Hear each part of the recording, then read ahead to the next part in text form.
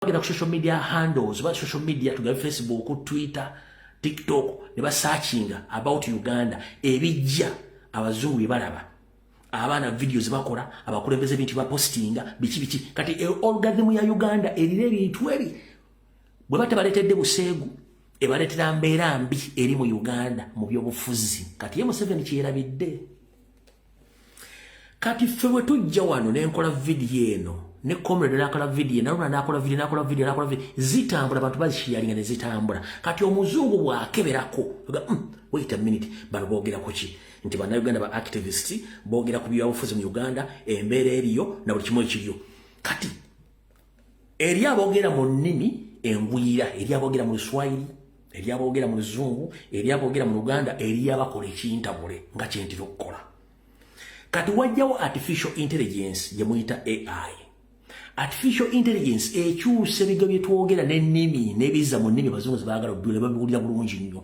kati video zetukola zino demonstration ezibeera mu America demonstration ezibeera e Canada demonstration ezibeera e Bungereza ezibeera mu Europe zirina impact ya maanyi gye zikoze okulanga bino byonna ebigenda mu maaso bituuse ku Museveni weebiri era njagala ko bazamwena abakulembeze ba national platform abawagizi n'abamala obudde ne mugenda ne mwekalakaasa ne mukola buli kimu mwebalire mubalire ddala ekyo tuyita impact mu kwekalakaasa n'okuwandiika n'okulaba ekibigenda mu maaso kati gwe Museveni ogamba nti oyagala n'ombuya mu deporting ave wano adde Uganda wabula nga America already yatadde Uganda mu level 4 eraga nti eri ku mutendo gusembe gwa insecurity kati gwe oyagala tero bwe bamuwe wali insecurity era mugenda sigala mu embere ya kokoliroko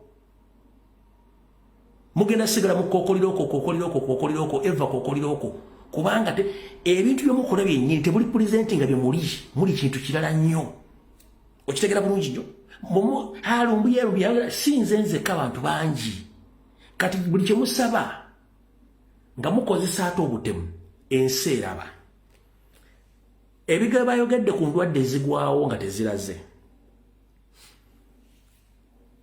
nali nzizeeko okwogera ku ndwadde eguddewo nga simu mugiranze nze nzija kulwanyisa nnwanyisa obbagamba teriiyo era nzize enkuba endwadde nnyingi mu Uganda nga teziriiyo Ruth Acheng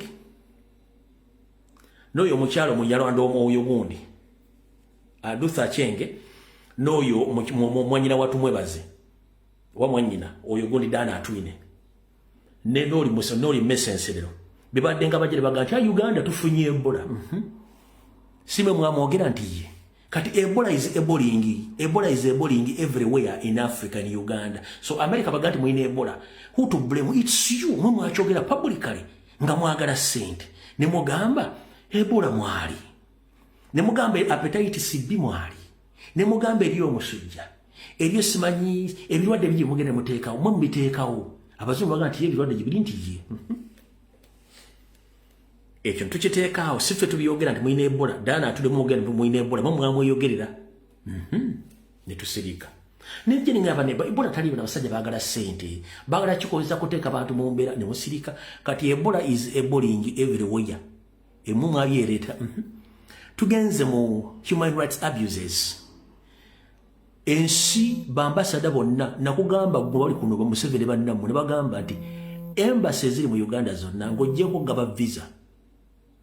gaba visa main purpose ya embassy esinga obungi mu Uganda ekiyitibwa mission babaze kubega kunganya information so they get information in each and every corner of Uganda about Uganda and they send back that information to their countries era ensi zikunganya information ezigitambuza so bafuna information kati ekingamo kimaze kidnaps tulimba luddawa you kidnap people killings you kill people where do we lie human rights abuses where do we lie crimes ezigenda mu maaso mu Uganda on streets nga zikolebwa police zikolebwa amagye zikolebwa kifeesi bageto structures America eba yalimbye eki okitegera mweke nyiri mwembiye kulala mbiteekawo kitegeeza ensi ziraba kandi olw'ensonga eyo bwe kiba kituuse mu eyo level ng'osobola okukwata lukwago n'omusiba nga tolina musango mutuufu okwata Besigye n'omusibe emyaka 2 ng'omusango teguwolerezebwa onoonya abantu basi b'okubatta osibibwa komera libo batadde makomera Obyaka lubakubuuzizza omanyi mulowooza nti bano abasajja basiru Obyaka lulu binda konkulage wano Obyaka lulu bakubuuzizza mukulu Obyaka luka Kyagulanyi balese yakalangirira nti wawangula bamugaba mbuuza bati yara forms ezakaluka 2026 akaba president zibirudda abantu bazibuuza tebaziraba kati wali olangirira wali ng'obijjawa ebintu ebikwegamba weebale nnyo kuleeta ekibuuzo ekyo yara forms afuuka yara form otunuulira amateeka ng'akakiiko tugamba twatuukiriza amateeka gekatugamba ebikwata ku yara form etteeka ekisooka ebitulangirira oba returning officer ku district tally center oba kakiiko byokulonda chairman ku national tally center bivaawa sebo nyabo atulaba biva mu polling stations mu Uganda yonna akalwa kawere twalina police stations emitwalo 5 mu 10 n'omusobyo byali bitwalangira oba ku district wani awangudde oba ku national tally center byali biva mu polling stations za buli kitundu kyonna mu ggwanga ekyo bakitegedde nti zaali ziva luddawa tewatunnyonnyola ekyo tukimaze ono yakulira constitution minister constitution nkuwa gwoga nti America ekola ensobi okutulugunya omuntu yenna kimenya mateeka okozesa amaanyi agasusse ng'okwata omuntu kimenya amateeka okusiba omuntu n'otamutwala mu kooti oluvannyuma lw'ennaku 2 kimenya amateeka kangateko na kino okuyingiza omulwadde eyeetaaga obujjanjabi mu kadunkulu nakyo kimenya mateeka kiri mu Prisons Act ng'eggwanga twogere n'eddoboozi limu butakoowa nga tukubiriza buli muntu yenna ali mu kifo kyonna ekyobuvunaanyizibwa ng'alina obuyinza ffenna tugondere amateeka agaliwo nga tutandikira oyo mukozi wo njagala kuwa nzomanyi information imba nayo njagala kuwa ndio kangere ku information entufu yatulese njagala kuwa wano nano video yange jinjagala enseje ulire mulize ka video kano n'ebintu bino byonna nalina bagamba dda njagala mukawulirize bulungi nnyo ulira ensonga tuli kuzajja birungi yakulira Ssemwayi mutemu kyobwa mutwazize Luzira nga Julai 11/2010 teka bomu ekyadundu wano kulagitero nolagi ground ndiye mulire envaza mweziri abantu abafa bali bangi nnyo abantu babuli wali omusajja mitadadi bamukwa bomu ebinda nabikwata kawe yalaja nebinda biri awo entu mune babize utafanga wali October 2011 wa Digida era je tulire enva za mwezi ekomamboga nayo banalumanya ne basalumanya bangi abafa bali bangi nnyo bafa ongera obutemu November era 2021 kikyalo 2 October 2021 era 2021 ne October November ate 2021 natega bomu ejindi ku Safari Coaches nasindi kukibuga nasindikayo omuntu yetulisako bomu nagira abana bano yagenda nga abasetinga nga amatwala ebintu afanda abikwatanyira bakupe bomu tukalinga agidobe tutwalira ebintu byafande kumbe gwe tomanyi kiri muntu tukalinga agiditonatinga kakebaluka ate wagamba nti omutujju yetegudde budget erinyafu nakase aho butemu obulala bwaliwo November bila munga 16 ku CPS ne ku Parliament Avenue awo ku Parliament kibuga wakati bomu zakubana anji bafa zatta abantu abatata nakibamanyi mwafira mu nabasirikale nali na ku boda era yakodio kawadinga bwe katyo akutika kisawo na omusajja afanda antumye kola delivery olubi kutikka abalina akategula walinga ategula kyebakola ajati yatulikira emunyonyo n'okupalamenta baamukola batyo wabodaboda kyebamukola esi nebeera ku bunkeke nti obuze kuba polisi egenza okunoonyereza abantu abo battibwa batera kwatwa ne ku ADF badde bakola mirimu gyabwe gya bulijjo n'ebirungi kali butemu ono kanywa musaayi omutemu namige nga yakola ebintu bino yadde mutemu nnyo birungi namutemu kwata nafa ne batusula lozirodivoke obutata ebirungi kanywa musaayi omutuufu gwenza okugamba mpulira nga 3 ogw'omukaaga 225 emunyonyo matazishirayini ku lunaku lw'ennamugongo era yasetinga omukazi mu nkola y'emu ajati ne bamuwa ekisawo yamusindika nasingako namumonitalinga bakubira essimu bano polisi aliyo naga mukube ate mu Novemba 2021 yagenda omusajja mutaka Sheikh Kirevu yali ensaliza okukiyingira ku b'Emasaka mujjukira yalina ekirevu bwati Sheikh Kirevu birungi abasajja ba birungi bamusanga mu nnyumba ne bamujja ne bamuteeka ku mpingo ne bamuteeka ku bamuteeka ku gundi ku mpingo n'akuba amasasi ngane bali madirisha balaba ng'abaana beni babaza okusanga bali bwereera abaana bali muzinaiti nebazuukusa lwaki era birungi mu butemu obutemu bwadde bwa sana birungi yadde musajja mutemu nnyo lwaki oba omala okukwata omuntu ng'omukutte kifo ky'omutwala mu mbuga z'amateeka ate lwaki oba omuttiraawo nandi omutwala mu mbuga z'amateeka abajja mubuuza ayogera ebituufu ate omufu awoza omufu gogera mwogere birungi alright ezo zonna emboozi muziwulidde naye twali twazoogera dda kwongera bajjukiza nti Museveni kenyini yaani ye mutojjo kati wano wali okugenda okukomba essowaani muwulire bulungi nnyo mumpitire wano eyita super minister Baramba Rugahara mumpitire wano nammere ngenda baabya mwe munaamanya kye mumpa kati ekitundu ekyokubiri ekya video kitandise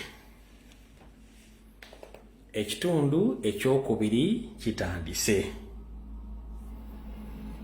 mu nsonga z'okuba nti Uganda bagitaddeko travel advisory ey'Amerika obutajja mu Uganda si kyekyo kyokka mugenda kuwulira ndabagamba Museveni alonda minisita RDC oba omuntu yenna mu gavumenti ye nga talina kifaananyi kyonna kya ofisi mwamulondedde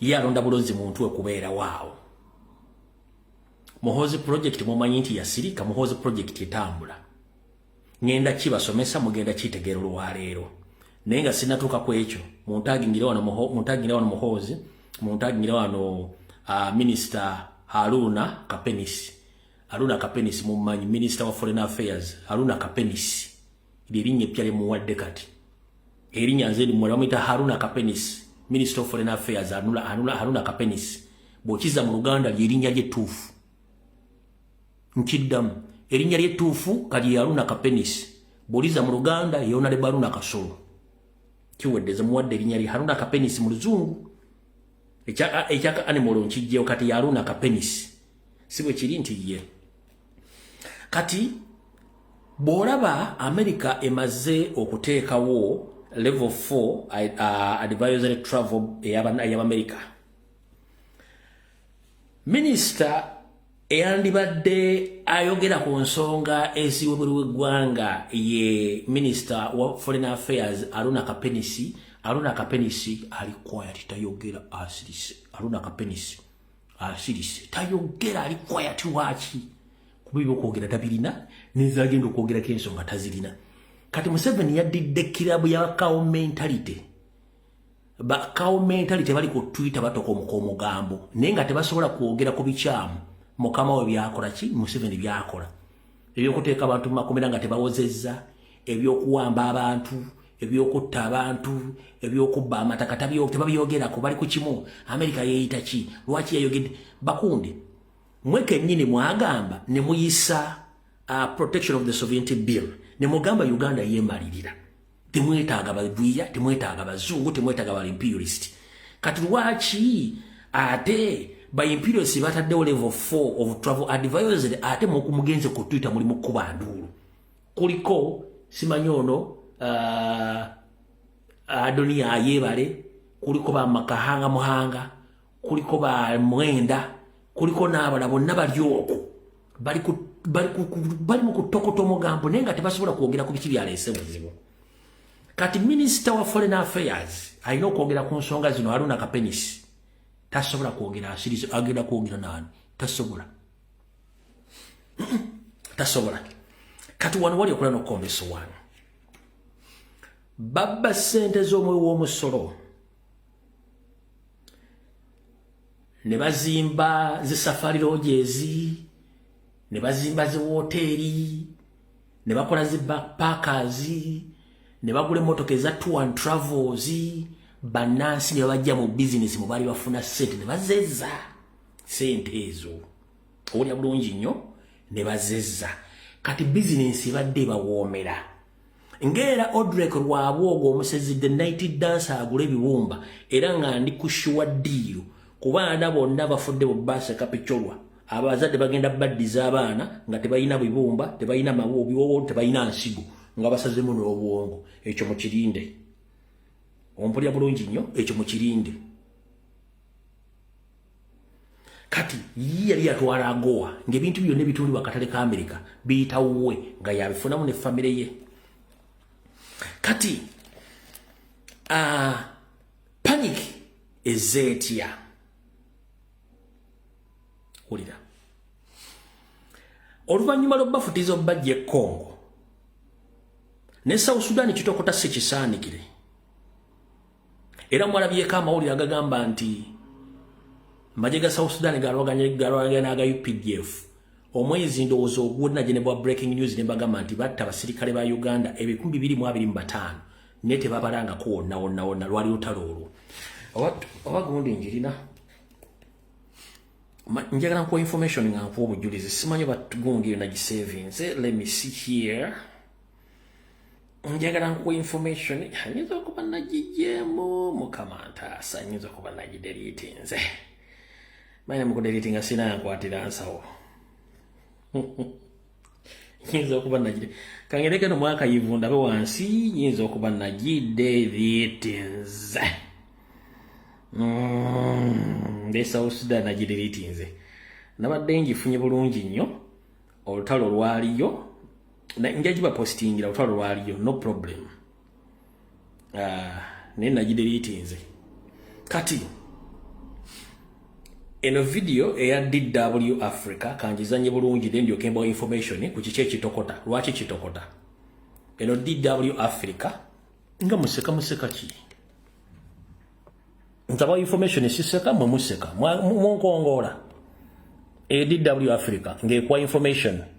So Human Rights Watch is raising alarm over a surge in arbitrary arrest in Uganda, accusing President Yoweri Museveni's government of using the military and the law to silence critics, opposition figures, and the media. So how has the crackdown intensified in the recent weeks? DW Africa breaks it down for you. The rights body says that security forces have detained several high-profile individuals in recent months. Among them is a prominent lawyer Irias Lukwago, who was subjected to enforced disappearance and arbitrary detention. Other opposition figures and journalists have also been detained, with some facing charges observers describe as politically motivated. Some detainees who were later released say they were held in undisclosed locations, interrogated, and threatened over their criticism of the government. Now, at the center of concern about military overreach is General Muhoozi Kainerugaba, President Museveni's son and head of the Uganda's People Defense Forces. Kainerugaba has used his social media platform to issue directives to security forces, including instructing them to arrest opposition members affiliated to the National Unity Platform if they wore clothing resembling military uniforms. Authorities are increasingly relying on broad and controversial laws to justify these actions. This includes charges such as treason and cyber-related offenses, as well as provisions in the Protection of Sovereignty laws that impose sweeping restrictions on foreign funding and activities deemed to undermine government policy. The laws have drawn criticism for the potential to criminalize legitimate advocacy and civic engagement, with penalties of up to 20 years imprisonment for vaguely defined offenses like economic sabotage. Critics argue this reflects a wider trend. Modern authoritarianism often operates through legal systems, using courts and legislation to legitimize repression rather than bypassing it.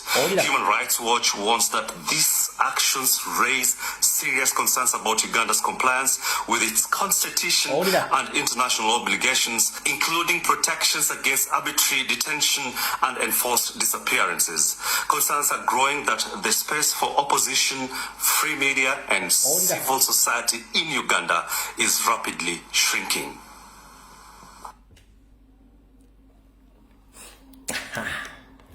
Ndozo biwulidde. Kati wulira wale wali okulira okombeso wani. Munnange okutiitira n'okubuuka amacco kugenda mu maaso. Lwaki? Abantu nabaga nti ebintu bigenda okujja olumu ku media nga Nyandi Yosoferi ne ttiimu emaze baweerezaako sampolo mugimanyi nga amaze baweerezaako sampolo.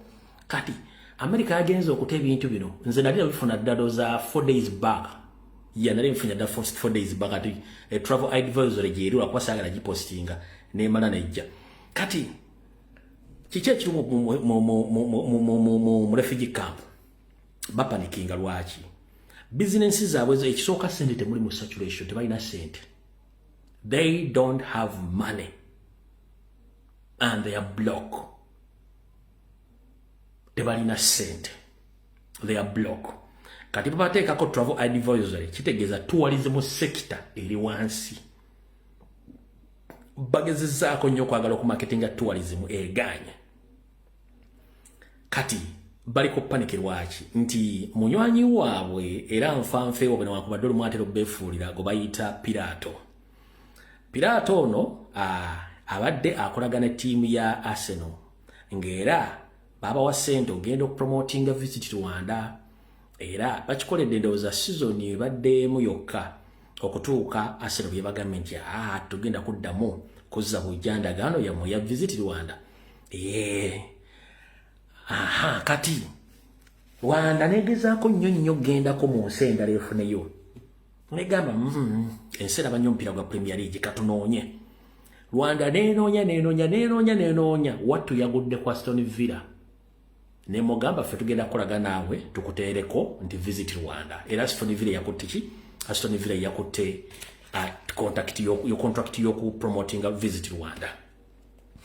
Kati Rwanda bwemala okufuna Aston Villa, Nyando ne babbi bane bagamba niye ffe ate nti tulina ssente eno bataddeko travel advisory tebanega abazungu tebakyakirizibwa kujja mu Uganda. Tukoze tutya? Munnange Nyandwe ng'asindika ab'obugi bw'obunyama nga bagenda e Bungereza nga n'embase kweri n'abakungu bonna nga bagenda nga batambula bambadde amasuuti. Kati nga bambadde amasuuti bagenda kukola kikunoonya ttiimu yonna egenda promotinga Visit Uganda mu Premier League.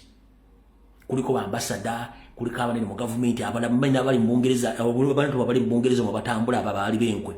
Ne batambula nga bafusetinga nga buli ttiimu gye bagenda making sure bambadde amasuuti, bambadde ne jazzy za ttiimu ezo.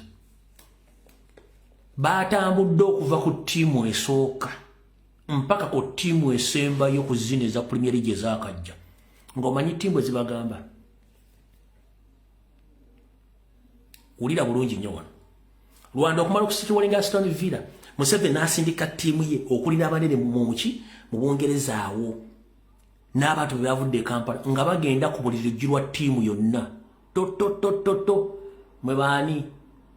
Ffe bannayuganda tuvudde mu Uganda, gavumenti etusindise twagala kukola bizinesi nammwe nga twagala promotinga Uganda tourism nga tuteeka ku t-shirt zammwe nga mupromotinga Visit Uganda. Ndiye of course muyingire omuzungu takugaana ne kasimayira akanene we kati ngayingira bulungi nnyo Mungereza bwatu ne kasimayira akalungi. How you must welcome.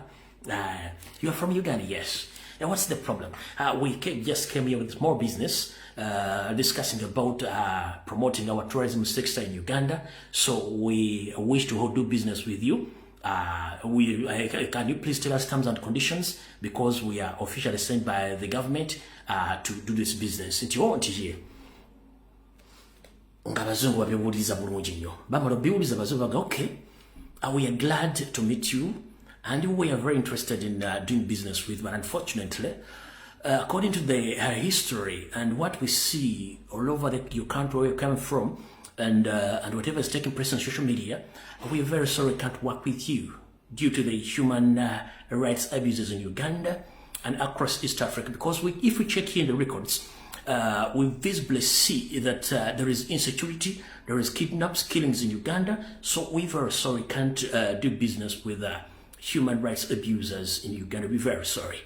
Wow. Yani Uganda. Byenjogedde wali mu luzungu lwange baddamu.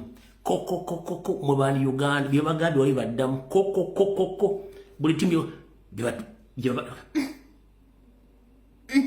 zonna timu nga bwe zijja mu Premier League y'omwaka guno. Ne zigamba tetusobola kukolagana n'abatemu babbi batemula bannayuganda. Tetusobola kukola business. Bwe batyo Museveni ng'adiba ne visit Rwanda ku Premier League teams, mpoza n'agenda mu conference ne Premier League ne zigenda osaba mu gw'omunaana season eno. Teri byaganye. Lwaki yalowooza nti bakomodi abali ebongereza bademonstrating ku Uganda House, abagenda ku Sandhurst, abagenda ku office zonna okwekalakasa mu Bungereza teraba ne timu teziraba, ziraba bulungi nnyo. Nze wano ze nalagira abantu batandika okuwandiika buli office olwandika mu baluwa ne bawandiika. Kati yalowooza mbu ne batukola video tuzikola nti baziraba. Kati munnange timu zina zimugamba we are very sorry, we can't do business with you. Yeah, to be very sorry. Yes, we would like to do business with you, but unfortunately, according to what is taking place, you get very sorry. There are too much concerns and reports about the human rights abuses in Uganda. So we are very sorry, we can't do business with you. You can try from other teams. There's so many in Premier League, you can contact them.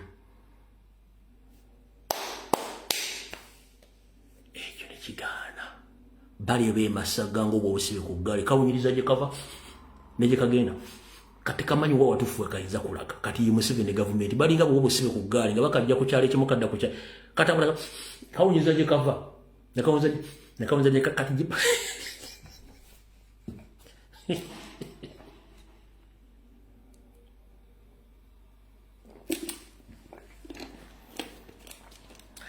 Monyumira video zange nenze sisekazi bagamba kati mumuli okomuseka mubuli happy nenze ndi mukwerereja n'ebigambo.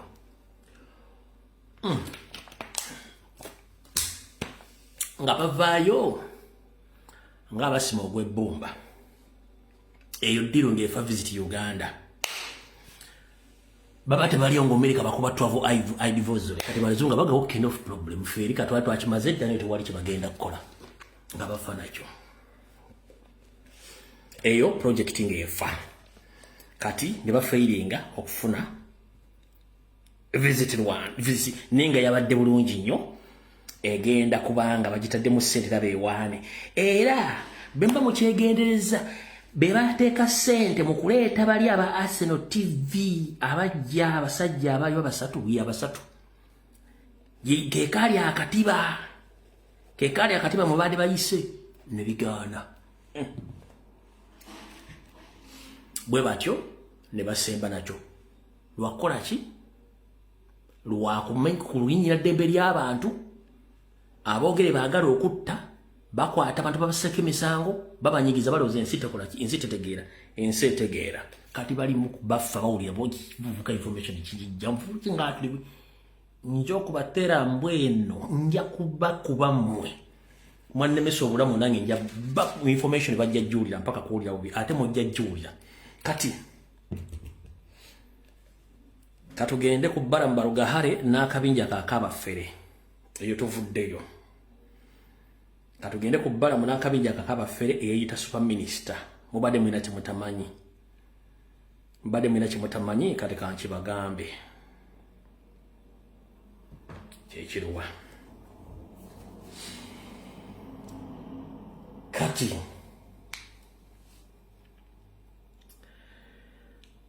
bwe najja nenkuba project ya Anita Amongi nengisula ku ttaka namwe ne mubba project ndazo namuzisula ku ttaka kyembamba ati didigi enaku zino ali wansi nnyo lwaki buli kimukola kyonna kibakuba.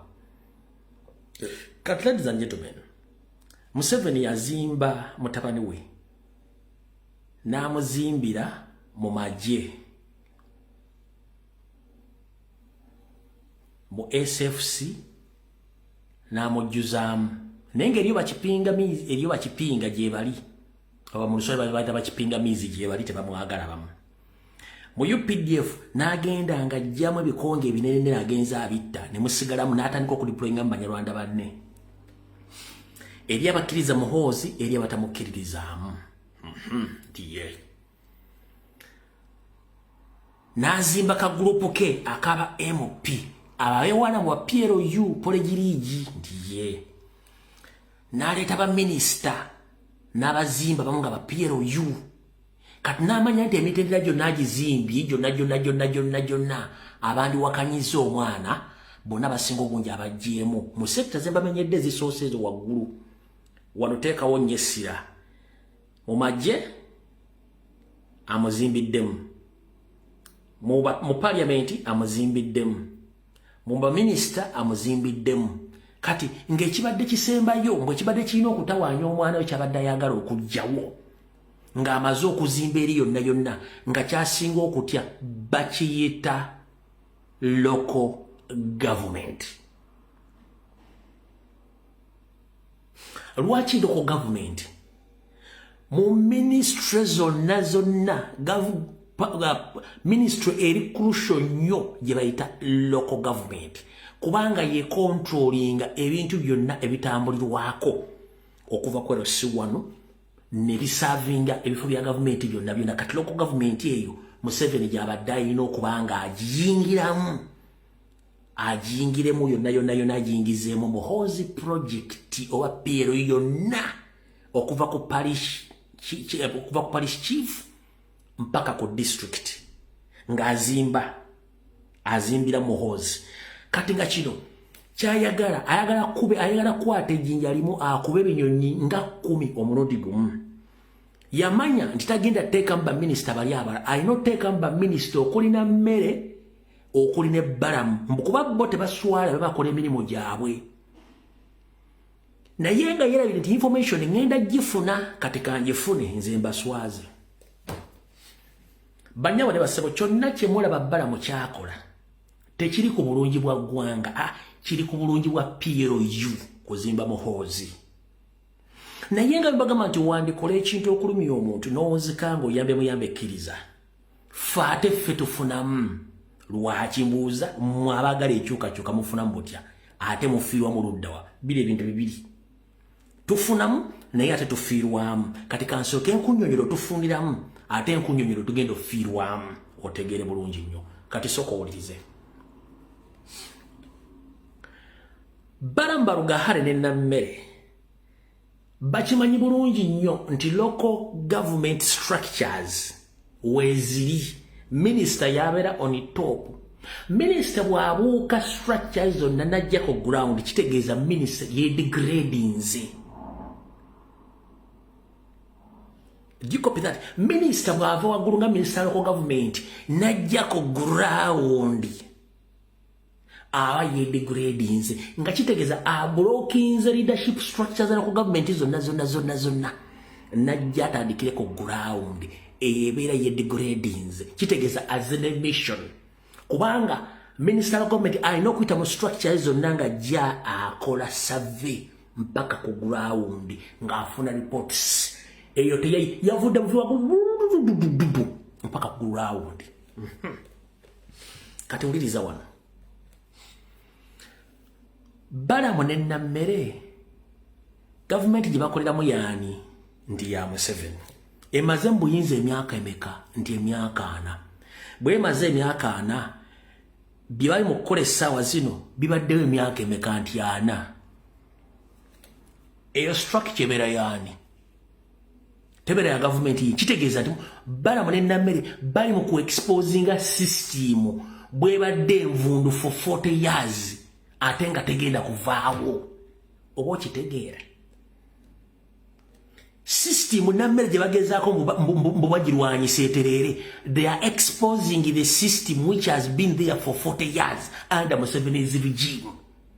So he's exposing the system, but in his sense and his colleague namere, they think that they are doing the great work to liberate the country, to liberate all the ministries, but they're exposing the system which has been there for 40 years, doing nothing.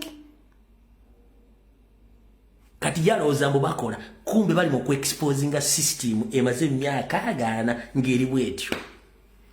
Yensonga lwaki buli kintu kyonna mu Uganda kifu. System yebaddewo era yekyaliwo.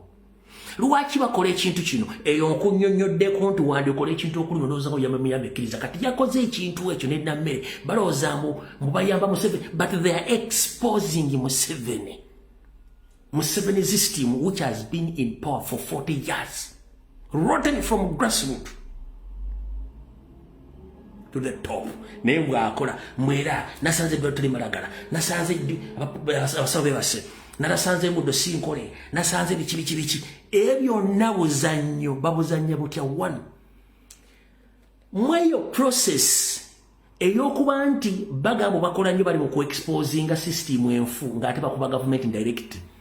Buli bava ne basangawo akoze ensobi oyo bamugjawo ne bateekawo PLU. Buli gwe bajjawo nga bateekawo PLU. Oba alina empapula oba talina empapula, buli gwe bajjawo bateekawo waki wa PLU. System bwate bagikola. Lwaki? Kati eyo nkunnyonnyodde side yo gye balowooza nti bakola, kumbe bali mu ku-exposinga system yabwe y'emyaka 4 ebaddewo. Ekyo mukitegedde, ekyo mukimala. Kati waliwo system endala yiino. Museveni tasonyiwanga bannayuganda bukyanga tumukuba akalulu 2019 mu 2021 ne 2026 January 15. Buli district teyamuwa akalulu ku luno. Akimanyi nti okuva mu local government yonna, okuva ku parish chiefs okutuuka ku district chairman, bonna bali involved mu kumukuba akalulu.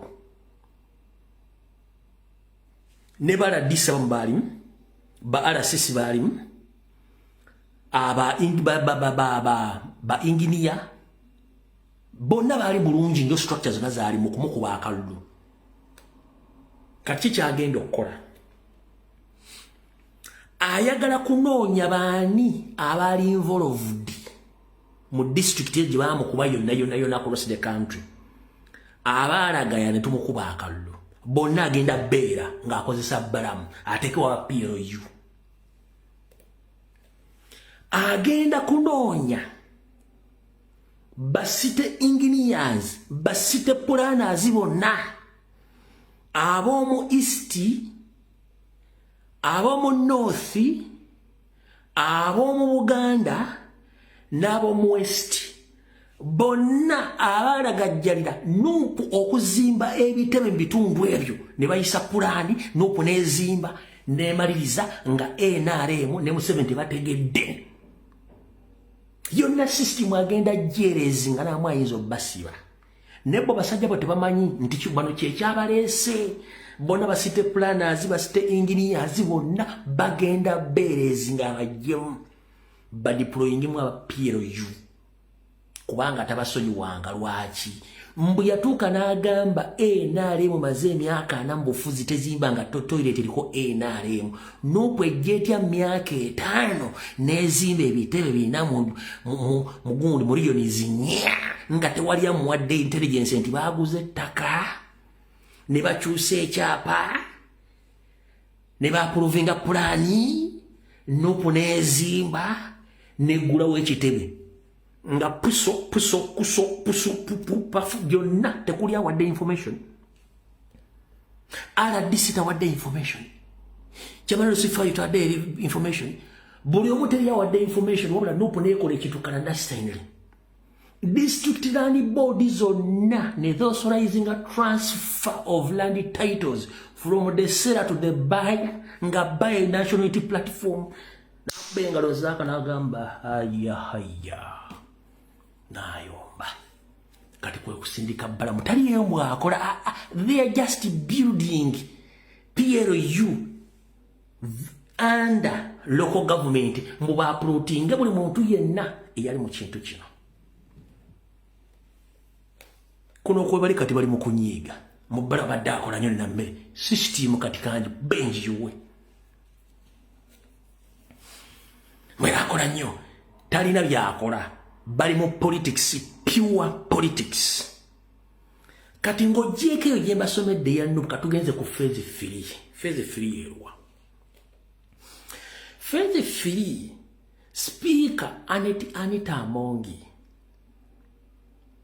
ne parliament ne ministries zonna sente basoma budget.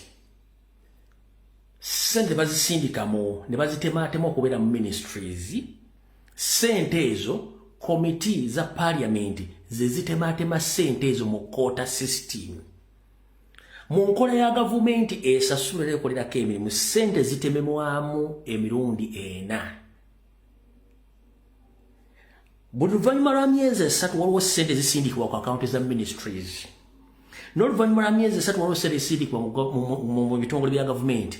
Kati 3 emirundi 2 gyemyezi 6 kati najiri 3 gyemyezi 6 gyemyezi omwezi gwe gutomwaka bwe gutogwako sente zijja mu quarterly period. Kati buli sente zebasindika obukiiko buno mu parliament buzivunanyizibwako okuza approve ogera mu ministry ne ministries okukola. Kati buli sente ebadde ejja mu ministry nabagamba nti 50% of all money which are sent to the ministries 50% is recalled back by Museveni and his family.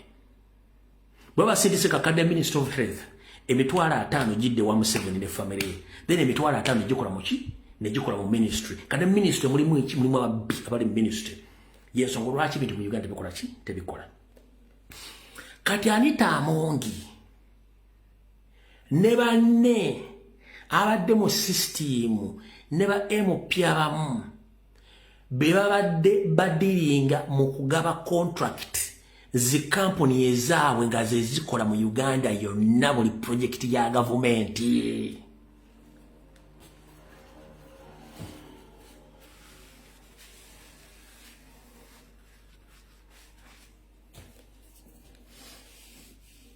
Kansulenti video mugitegedde. Eggwanga lyonna jeri ku nsalo za jeziyenkana lyonna buli okuva ku district ne ku national buli kintu kyonna ekibadde kikolebwa nga kirimu contract ya kuzimba masomero, kuzimba toilet, kuzimba nguudo, kuzimba malwaliro, kusubula malagala, kukola buli kimu kyonna ekyetaagisa okukola nga kirimu contract kuba ku supplying bakola ki zonna companies ezo z'abantu bali mu government ne mu parliament ne mu first family.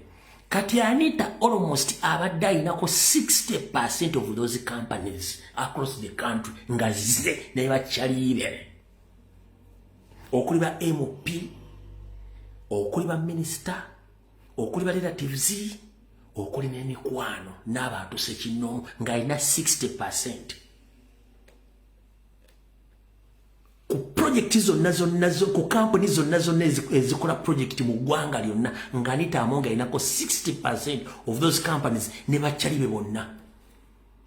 Kati nga Museveni, Muhoozi, Sali Musale nabo bayina company ezaabwe ezikola emirimu. Naye nga First Family yeeteeka nnyo mu UPDF Engineering Brigade yo jebbira. Yensonga lwaki ddere drinking gin mu hospital nga badde cow dancer previously said all the Lord contracts via Minister of Works. are supposed to be taken to his office as CDF. Lwaki eyo gye bakwatira ne kitaawe ne bannaabwe.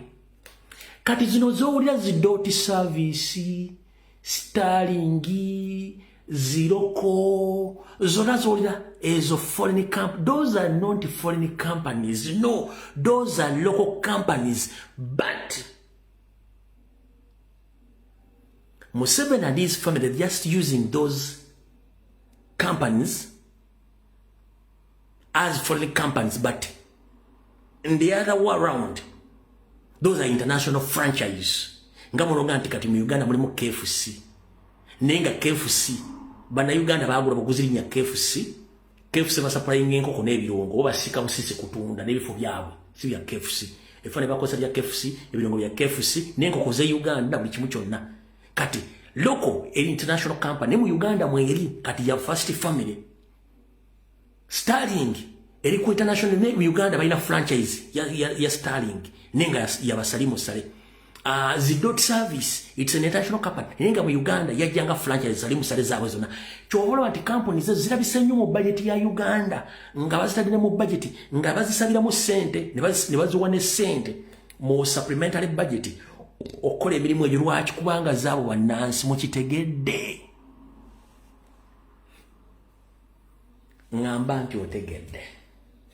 Tuine dakika endala 25. Eyo video ngenda gikola ne ku Sunday News obutajja. Njagala mugitambuze.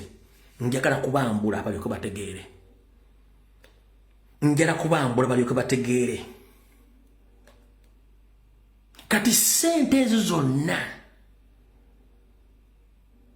ezita mu ministries zonna yensonga lwaki mu Uganda amasomero tegazimbibwa. Essomero lyalizimbiddwa obuwumbi 10 balizimbira obuwumbi 3 Kibuyaga bwajja n'alitwala. Lwaki? Obuwumbi omusanvu First Family yabulya n'abane mu gavumenti baabulya.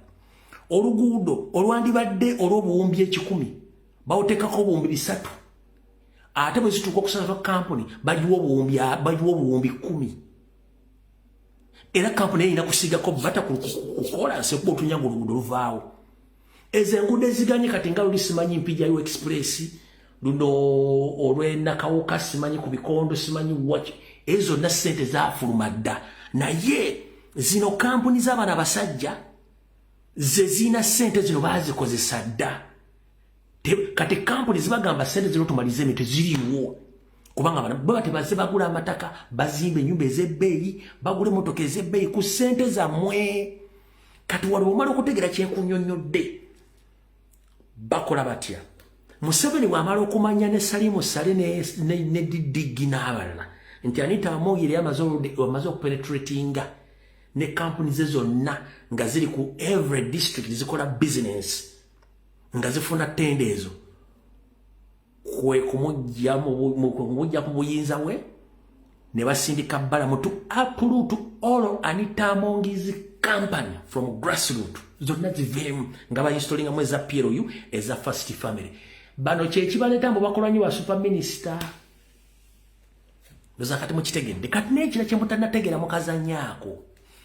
Balamu bw'alaga nti eno yazudde oluguudo luluddewo okukolebwa.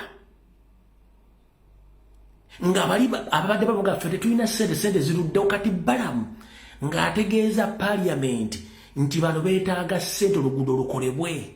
Eriyo sente zalisigadde mu komiti za Parliament oba mu ministries nga tezinatuuka ku akawunti.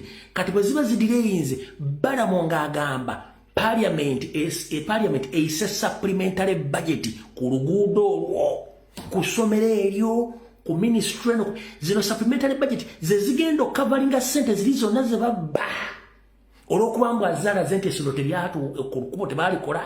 Bano simayisi basasula emisaala. Bano baalinyisa ennamba y'abakozi ey'abasomesa enamba y'abasawo ntono. Ezo zonna project zibadde mu system zaabwe just bali okubazanya muzannyo. Era mu kiri mugenda kulya supplementary budget nga sente zijja kubanga bale bamusiriza okuzanya emizannyo mingi nnyo. Kati yali abalosangu ali mu kukola nno bakuzanya politics nga bazimba PLU mu local government mu magye amagimalo giteekayo mu Parliament agitadde mu ministries. Kati yaddayo giteeka mu local government ng'akozesa Balamu mwe muwoza akola takola bazimba PLU atokogamba nti Muhoozi atuta obuyinza obwabuwambi local government ngeri mu mukono gyani gya PLU gyonna. Do you copy that? Kati mukuru Balamu Barugahare gyebaleko ssebo kansumenti omuzannyo ogwo guwedde era toddamu kumanyira abantu mboli mukola. No, a big no. That government has stayed in power for 40 years.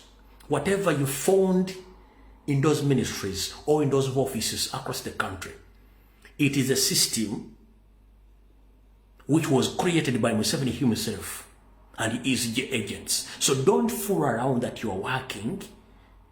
They want to become a super minister. No, it's all about collecting taxpayers' money.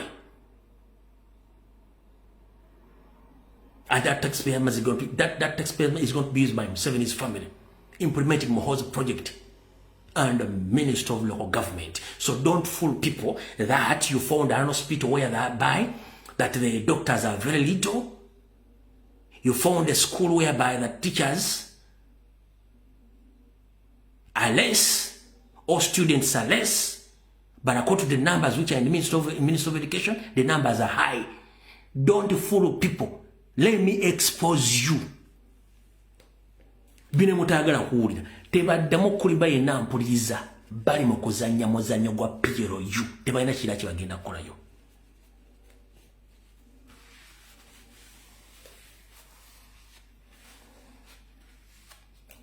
Kyobula bitadde mu kamera takyebaka atambula eno bwabire mu bikolo bya Kalo Kalenzi eno bwali mu kukola emirimu gye alomba n'ekino. There is office time Balamu. You are exposing your stupidity. Office time is from 8:30 a.m. up to 4:30 p.m. You get time. That is the official office time. So whatever you're doing during the night, that is unconstitutional. And you know you're still exposing yourself. Mbokole ekiro supermarket mulimu kubba bubbi na kwagala kutwala sereza monso na kusina tetugenda kuzimba no PLU under local government. Mwera bakola nnyo batuse kumalo tero ngera soka kubula eddagala lyebokya ku Uganda medical stores litagenze ku referral hospitals across the country. Who's responsible for that?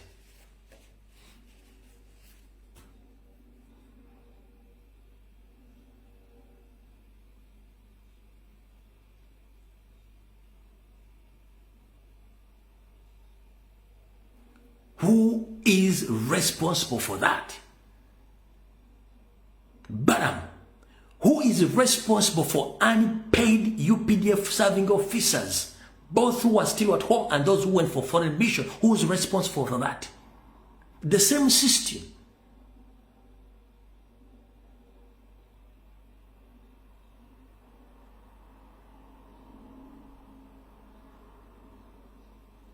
So you can't fool Ugandans that the super ministers fighting corruption. You can't fight corruption when you're corrupt.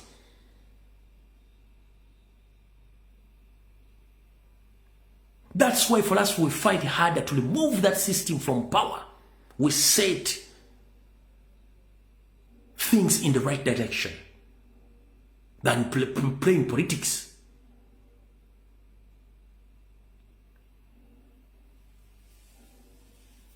Mera akoze nnyo wafunye ba TikTok abakutambulyako mutambula kiro mugenda mu mukola ebintu by'ekisi. We know bye mukola kati mbyogedde ensika etegeere. Ensika etegeere.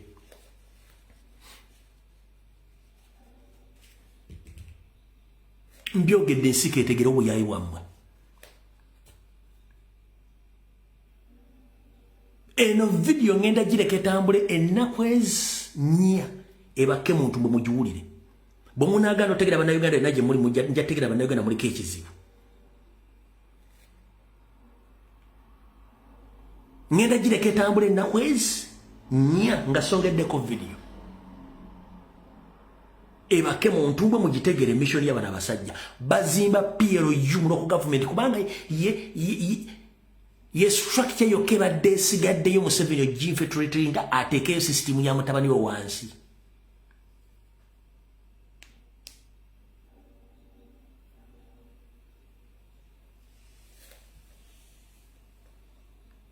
So, bwe baba bakola tebateeka bintu mu kamera. No. Ate kamera, bwe teeka mu kamera, you don't force people to apologize in public banga bamaze okubba. No. Such nonsense. Linda kuna ka video kendalabiwa.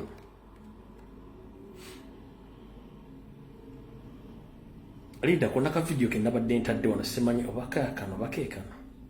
Nakamala okulaba. Naka video ndo sasaka uploadinze.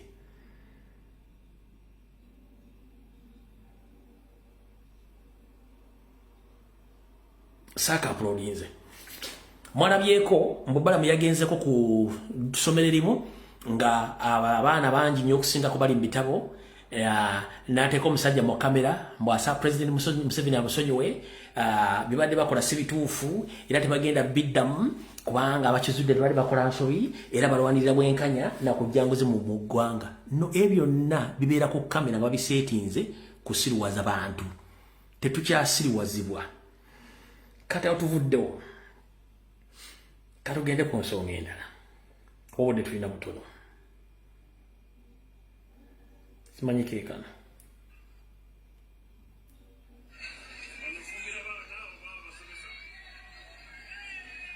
Aha. One. Kati njagala weetegereze ka video kaakano. Kaakano. Kaako. Njagala part of the kano keekano wulira. Njagala ule bulungi nnyo. Banofumbira baana oba basomesa. Fumbira basomesa. Yeye fumbiro. Yamalo sone ne wokuzimba liloka. Oina biro bonse video che yokuzimba kidi. Olira. Omanyi. Ndakwa bodo abasomesa ne wokuzimba bana.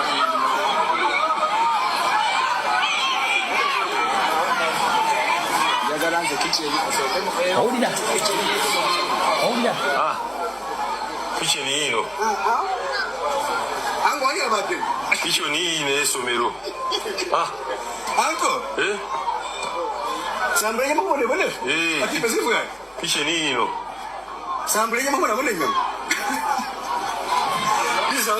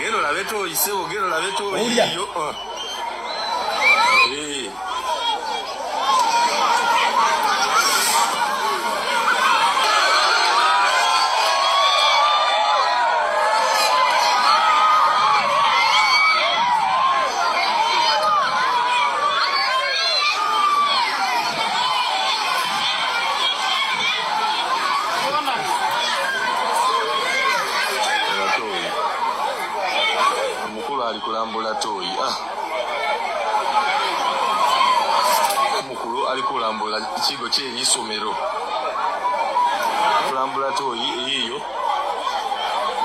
to yabasomesa iyo yababati iyo yabasomesa era abawagizi basanyise bagamba ona bokola buli kyoyagala fwe tuli ndowooza kati okiwulidde. Kati in the normal circumstances, in such a situation, when you are doing investigations and you want to arrest or to capture corrupt officials, you don't need to expose everything in public or in the media. First and foremost, you have to do investigations underground without getting even public attention like students or media. You just keep your things secretly and you hand over those records to IGG. With the record, nekati kiri mu public kuba mukuba campaign. Balamu. Tuwadde wano mukalulu akaweddeke twabawangula officially. President yatulambuza Uganda na twagenda e Bunyoro. Ng'ekiri e Bunyoro kitokota si kisaanikire Jehova. Ng'ekiri ekyamaanyi ze hoteli zammwe eyo ne ya Nabbanja. Referral hospital yali ekutte mu wanchaira ki kaloba wanchaira amalwaliro ge mu Bunyoro gakutte mu Mugundi ekibale gakutte mu kaloba wanchaira kiwega te amalwaliro enguudo eziri ye Bunyoro abaana tebasoma bala mbobole musajja nnyo era ngo oyina obulima bubiri genda osooka ojja Abanyoro bali mu concentration camps bebajjako amataka gaabwe ne batasasula ssente zaabwe nga basima amafuta bobole musajja nnyo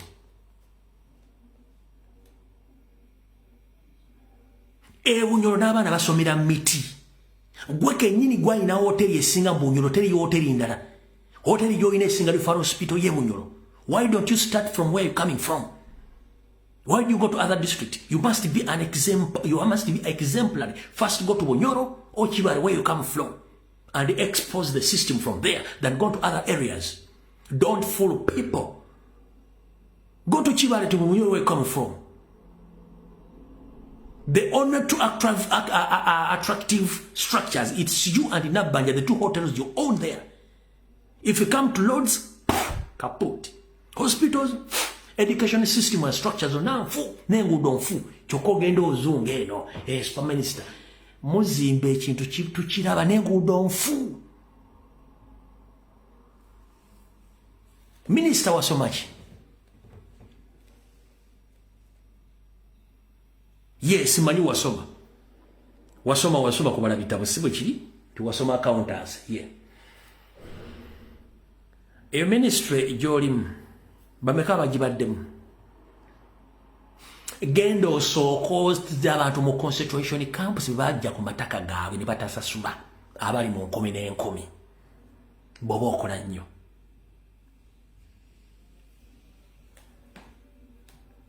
Gendo so ke Bunyoro ojja Abanyoro abali mu concentration camps.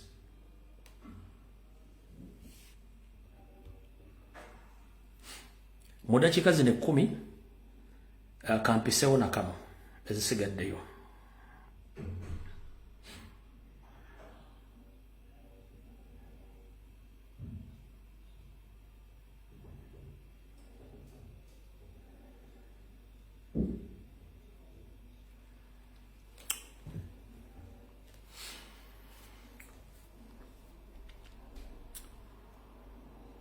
Bana Uganda mwenna abajibwe South Africa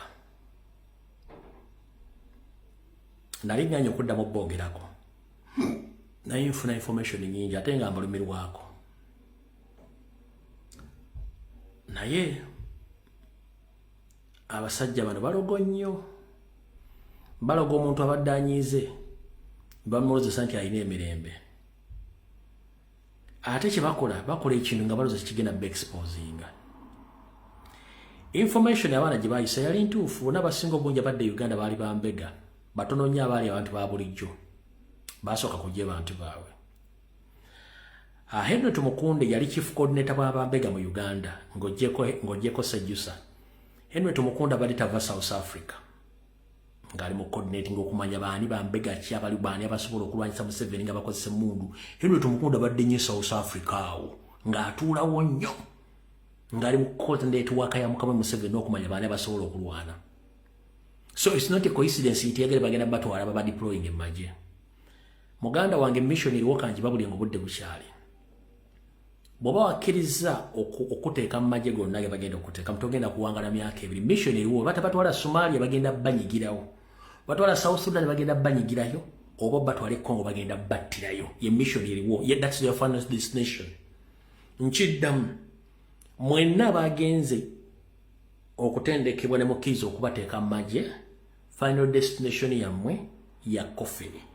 Era bagenda bawa buli kimwagala muyingira amagye baba uniform baba twale ku foreign mission. Mutagenda South Sudan bagenda batwala Somalia. Bwe basi Somalia bagenda batwala Congo temusobola kuvaayo. Lwaki? Mutalu wa Koni lwasooka n'olulembera Museveni. Era lwamulemerera ddala. Kati waliwo avuuka aba Arrow Boys n'ebinjabinja byali waggulu mu Eastern. Byone bekola mulimo okusevinga bane bakuba mundu yavuga abana bakuba nga ba civilian ne bakuba Koni omuntu ko mwagala musense bulo mumalawo Museveni agamba kati Museveni neyeyimira mu lumu n'olutalo gwako. Museveni yakwata abavubuka abo abakazi n'abasajja n'abenoolinga mu UPDF. Bamala benoolinga mu UPDF yabakwata n'abatwala Congo ku mission. Tekwaddako wadde n'ogu kubanga yamanyi omutima gwe balina okweteeka mu lutalo nga teyabawandiisa. Yayina obbajjawo bonna. Genda okinoonyerezeeko. Ayina essimu y'oyo omusajja oyo eyeeyita omugundi oyo Omuteeso oyo omuvuzi w'ennyonyi oyo Kapiteni Simanyani mubuuze. Awo bonna abaana bakuba emmundu nga balwanyisa kkole bonna bali tekuli wadde n'omwalo bonna yabagamba bo balikola mulimu guno naye kati ngera bateeka mu UPDF baba training omwaka gumu ne bamala bonna ttiimu nga bwe yali bagideployinga e Congo babatta bonna tekuli n'omu yadda oyo gwe bayita Museveni super. Kati nammwe bagenda bateeka mu system y'emu babatwale babadeployinga e Somalia temugenda kudda abanagenda e South Sudan temugenda kudda n'abagenda e Congo temugenda kudda. Ekyo nkyogedde ennaku z'omwezi ziri 17 omwezi ogw'omusanvu 2026 oba ndiba oba siibaawo few moments later ejja kudda nga famire zammwe tezikyabalaba ku maapu ya Uganda ne ku maapu y'ensi yonna. Kati ekirala bwe bane bati batutte mu majaago mwenna mugenda kuva nga mulidde obutwa.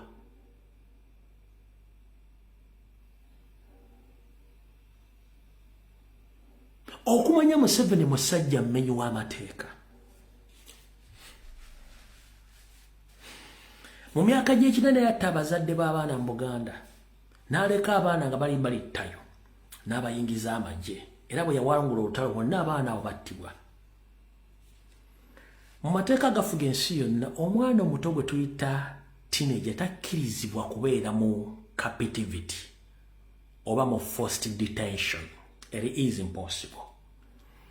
Gobadde okimanyi ku bannayuganda bava e South Africa baba detaininga n'abaana baabwe. Ekitakkizibwa mu mateeka you can't detain any minor okubeera nga ali mu captivity mu detention. It is against the international laws. Abaana babakezesa kukola mu kyaka kimenyi tosobola. Kale obadde oyagala bakulu bateeka mu captivity nga bavudde South Africa. Buli muntu eyajja nga mumuleese yawa contact information z'abantu abagenza omukima. Mwandikutta abaana abo ne mbwa abaliratiivu baabo abantu abaali bazze ku kisaawe ne batwala abaana ne mutwala abakulu. Omusajja kiyakola n'abaana yabawambiramu. Ekimenya amateeka naye era ne musigala nga musindika binnyo mulinye embuzi esabalaavu temusobola teri wadde Munnayuganda yakyogeddeko wadde eggulire lyonna kyogedde nti kimanya amateeka abaana okubeera mu forced captivity nga bavudde mu nsi gye bavudde baaba n'abaana nye n'abazadde ne babuza kiri nnomo baabo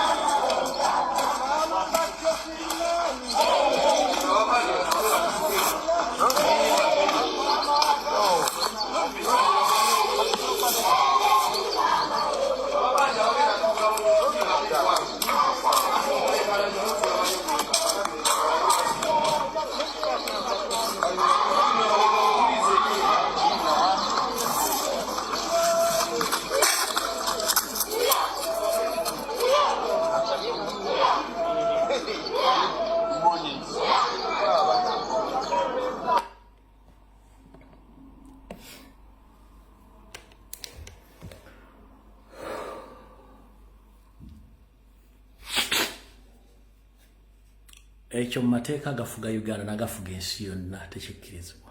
Tokwata mwana muto mu mayino muteeke mu forced captivity or detention. Tekikkirizibwa. Tekikkirizibwa. Omwana muto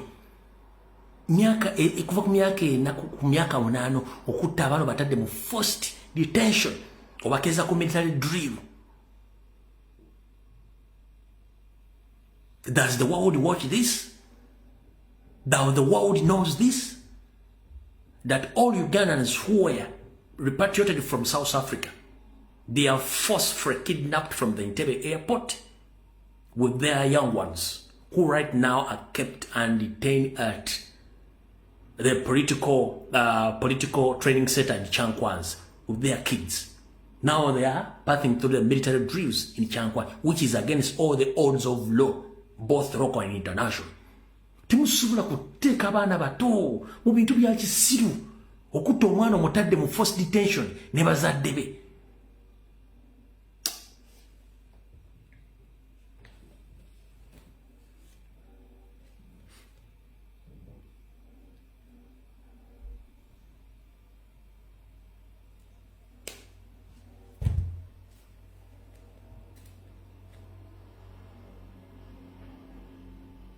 Yobora napagaba otamanya mateeka kibi. Bannayuganda ekitawanya bannayuganda abasinga obungi butamanya kubanga tebamanyi.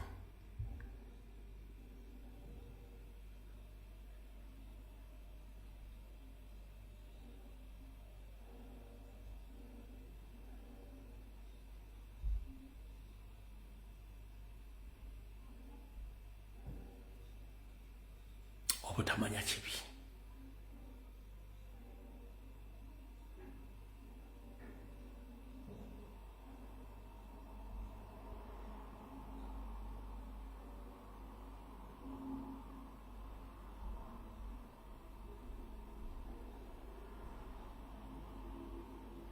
Anyways, mukaba kuma takomera mpeera. Musabire nnyo eggwanga Uganda. Musabire nnyo His Excellency Robert Kyagulanyi Ssentamu. Musabire bakomere bali makomera bonna basibwa mu bumenyi bw'amateeka. Ate nga ne bannayuganda bwe tubasabira. Ne Manda Bwanika etandika okwanika mpaka kyekinaggwera. Otherwise eggwanga balifudde ekitagasa. Avayo kwogera gwe baagala okutta ne munatta bameka mpaka ddi.